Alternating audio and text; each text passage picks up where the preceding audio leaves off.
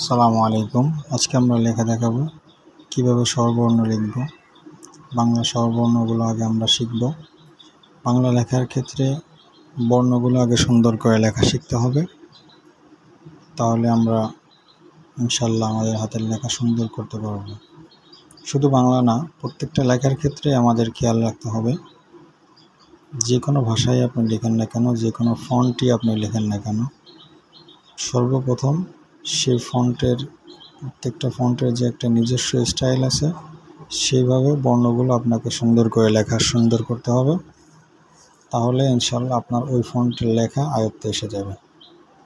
তো আমরা এখন যে বর্ণটা লিখতেছি, এটা সাধারণত সচরাচর সব জায়গায় ব্যবহার হয়। এটা কম্পিউটারে যেটা বলা হয় সুতোনএমজি ফন্ট। তো এই ফন্টটা আমরা লিখতেছি। এইভাবে আমরা যদি বর্ণগুলো বেশি বেশি করে অনুশীলন করতে পারি, তাহলে ইনশাল্লাহ খুব দ্রুতই আমাদের লেখাগুলো সুন্দর হয়ে যাবে।